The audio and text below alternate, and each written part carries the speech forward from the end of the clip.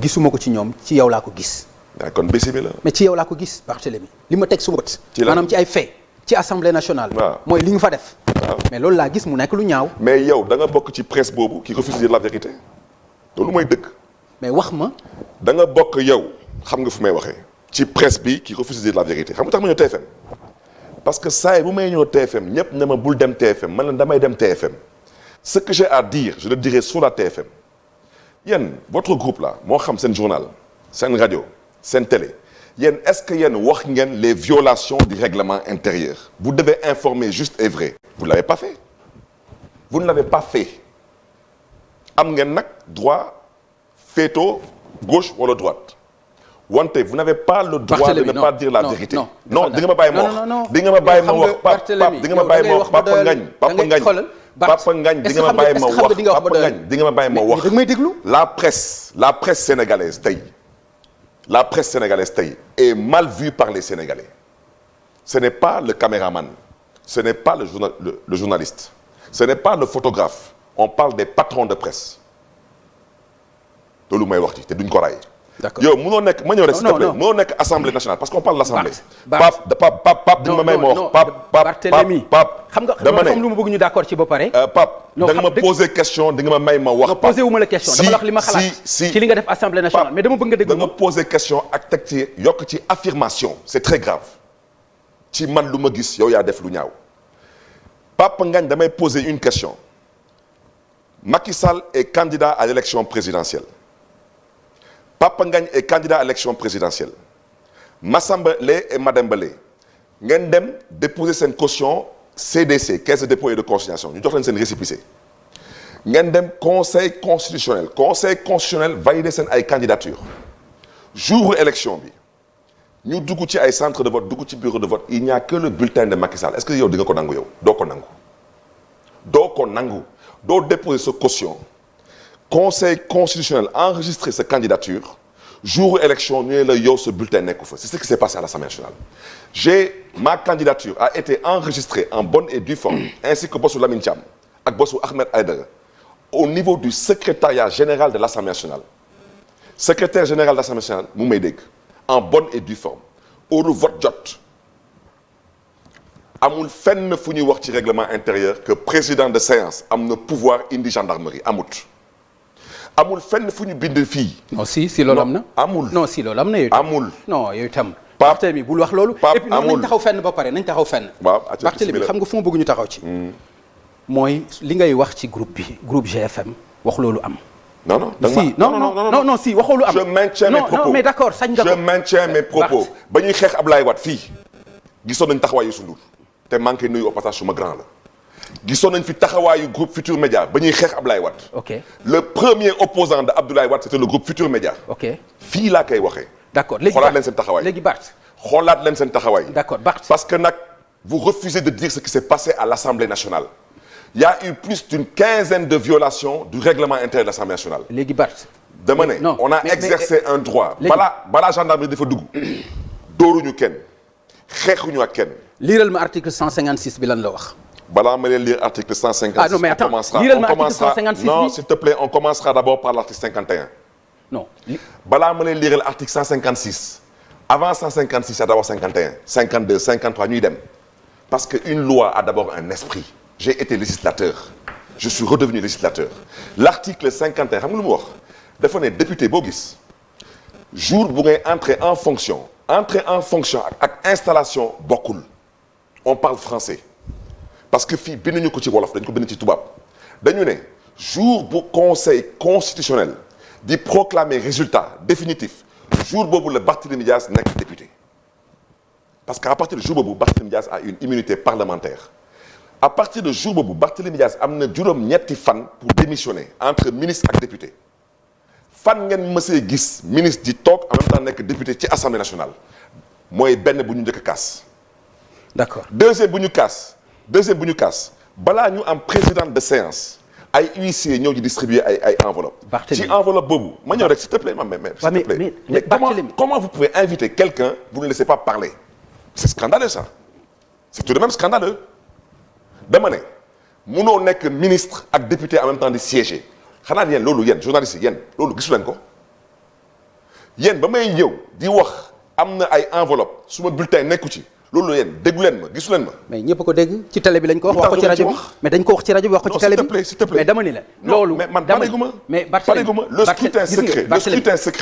le scrutin secret Papa Ngagne ce règlement intérieur dañ ko bind xam pour lan un parti au pouvoir ça veut dire que dañu ne képp kuy candidat ñetti bulletin moo am li nga wax ci assemblée nationale li nga wax ci violation parler donc li nga wax ci violation assemblée nationale parce que li nga wax parce que l'émission l'heure est tellement grave et vous êtes dans l'émotion laissez les gens parler vous avez refusé d'informer les gens mais l'émotion passé na di saaga un groupe comme ça di ci wax lu la neex Pape kenn mais est-ce que émotion passé na loolu j'ai fait un constat mais est-ce que émotion passé na loolu est-ce que toi tu crois que émotion mën na passé nga taxaw ne ma man sama ñaawte fa nga gis assemblée foo ko teg yow fan ko teg toi tu es qui pour me juger moi tu es qui pour me juger tu es un journaliste tu poses des questions je te réponds tu n'es pas un juge et tu n'es pas un enquêteur il faut qu'on apprenne à se respecter moi j'accepte de venir à tes émissions parce que je suis partant pour le débat contradictoire mais mënoo taxaw fii sa 6 ne ma yow Barthélémy Diaz yow laa gis nga def ay ñaawteef. d'accord kon yow. mais je pose une question député bu mais loolu sañ naa ko. Pape député bu amoon. sañ naa loolu man sama gis-gis sañ naa ko wax man. Pape sañ naa wax li ma gis. lu ñaaw la. Pape xanaa yow kon yow gisoo yow député bu amoon 83 procuration gisoo ko ba benn député di ko ne delloo ma suma procuration. ñaawlu naa ko. non. boobu moom ñaawul leen ko. lenn rek ngeen fi ñaawlu da nga ma laaj wala laajuloo ma. lenn ngeen fi ñaawlu da nga ma laaj wala laajuloo ma. Papa Ngagne lenn ngeen fi ñaawlu. voilà. dans toute la presse. c'est soi-disant le comportement d'une opposition qui s'est battue contre la violation du règlement intérieur de l'Assemblée nationale. et ça va se passer comme ça jusqu'à la fin. parce que Assemblée nationale wala gars yi teg affaire yi ci yoon wala nii lay demee parce que tant que ñoom ils étaient 130. ñeneen ñi nekk 30 wala 35. xam nga ñu doon jaay ñi doole. léegi baax mais yow mënoo nekk teg 80. ñeneen nekk 80 nga ne noonu damay jaay doole mënul nekk. ok dafa mënul nekk. alors donc moi je reviens à ce que j'ai déjà dit. je te dis. article 56 bi. l'article 51 a été violé. c'est sur le début du mandat. l'article 53 a été violé. mooy police intérieure amul fenn ci police intérieure fu ñuy wax que le président de séance qui n'est pas le président de l'Assemblée nationale. a le pouvoir de faire rentrer l'armée ba Sénégal doone Sénégal ba tey c'est la première fois où l'armée est rentrée dans l'hémicycle en 1962 armée bi duggul ci biir dafa encercler assemblée mais duggul yow naka nga mën a toog pour l'élection d'un président tu fais rentrer l'armée du Sénégal dans l'enceinte de l'hémicycle lu tax te ñun lenn rek la ñuy def appel au règlement waxuñu fi leneen à part appel au règlement te su ngeen gisee ci vidéo bi am na fu ma jëlee micro bi lu tax ma jël micro bi dama ñëwaat ci présidente bi. ma ne ko madame la présidente. non il faut rester sur la procédure. mooy bi Cheikh Seck di wax. Pape. non damay laaj ndax mooy bi ngay wax noonu. Pape le règlement intérieur de l'Assemblée nationale mooy suñu alxuraan mooy suñu bible. oui. dañu ne suñuy installé président assemblée nationale amuñu beneen débat bu mën a am ci assemblée. mën naa jot kii bi. am bés règlement bi. allez-y waxal maa lay dégg. non continue. non mënu ma ko xool di ngay di kii li ma ci bëgg a xool. naa la ko wax man après. li ma ci bëgg a wax naa la ko wax après. non mais kon je te laisse d'abord consulter d'abord le règlement après tu poses ta question. non dama ni. vas-y. non li ma la bëgg a laaj mooy. article 50 da nga ni ma. liiral article 51 début du mandat. article 51 mi ngi page 34. article 51 page 34. bon début du mandat d'abord ça c'est d'abord. non loolu dafa am polémique xam nga loolu dafa am werante début du mandat bi xam nga werante bi ci am. Pape on parle français. ok installation. ak entrée en fonction bokkul. nee nañu entrée en fonction bés bu conseil constitutionnel di proclamer les résultats définitifs à partir de ce jour-là tu entres en fonction.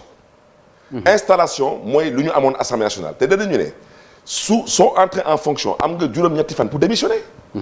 ñun ñu dem sàkku ci moom le respect du règlement intérieur mais femme bi gantuñu liiral article 53 police intérieure mooy ngi page 36 liiral article 53 57 ak 59 Assemblée nationale quand on parle de personne on parle pas de député et chaque fois qu'on parle de député on mentionne le nom député fii dañu ne président Assemblée nationale la ñu wax waxuñu président de séance dañu ne président Assemblée nationale am na sañ-sañ génne bépp personne bépp doomu aadama buy def lii wala buy def lii wala buy def lii man ci Assemblée nationale je ne suis pas une personne je suis un député donc amul kenn te puis di nga gis xoolal fii damal article 59 page 36 ñu wax la député bu jalgati dañuy commencer 1 dem 2 dem 3 dem 4 te président balaa muy jël décision da koy soumettre à la plénière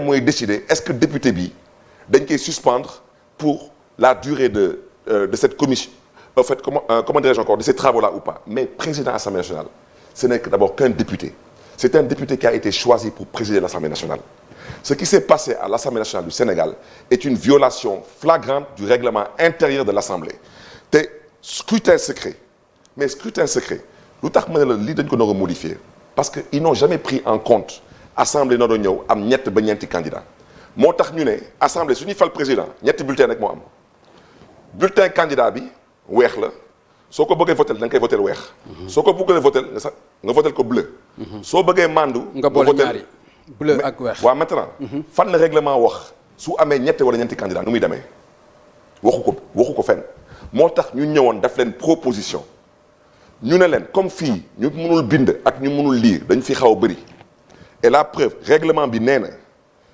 su ñuy fal le président de l'Assemblée doyen d'âge buy yéeg waxuñu day nekk doyen d'âge day nekk doyen d'âge bu mën a bind ak mën a lire su ñu demee ba ne bind ak lire dafa am lu tax ñu ne bind ak lire ñu ne ñuy toog ak président de séance boobu day nekk ñaar ñu gën a féetoo ndaw mais tamit ñu mën a lire ak bind waaw maintenant assemblée nga am fa ay député mënuñu lire mënuñu bind yow naka nga mënee jóg jël benn bulletin bind ci turu xaw ma waa ji Diop xaw ma naka bind turam jël soi-disant suma bos bind suma tur bosu Ahmed Aïdara nga bind turam bosu Lamine Thiam bu PDS nga bind turam waaw maintenant damay laaj waa ku bëgg a abstenir ban bulletin lay jël ku bëgg a voter contre ban bulletin lay jël moo tax ñu proposer leen comme suñuy fal ay maire wala ay président conseil départemental dañu tànn ay couleur te loolu amul fenn fu ko règlement intérieur di dàqee d'accord ñoom ñu taxaw ne couleur du am ñu ne leen lu tax ñu ne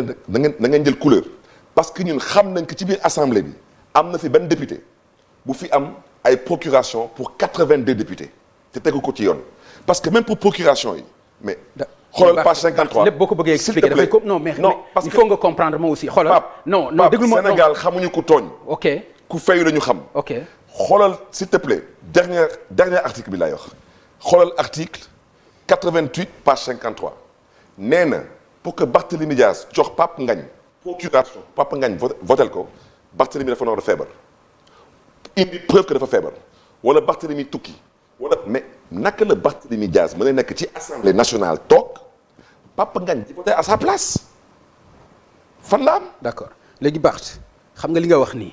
fan la am. non xam nga ñoom loolu mën nañ ci tontu mais li ma bëgg yow nga tontu ci. non dama bëgg yow nga tontu ci non xaaral rek Barth. loolu ñoom dinañ ci tontu non ñoom dinañ tontu ci loolu. non duñ ci tontu. pourquoi duñ ci tontu. ils ont violé la loi. ah mais pourquoi duñ ci tontu. ils ont violé la loi. mais Barthélémy. waaw ñoom dinañ tontu ci loolu. duñ ci tontu non mais xam nga lu ma bëgg yow nga tontu ci li ma lay wax. ci lan noonu. li nga wax. waaw li nga def yow. waaw par exemple loolu ñoom bu ñu ko defee. lan laa def non damay laaj lan laa def taxaw foofu di xatraay di xëcc ay micro di ko yóbbu war nga def loolu.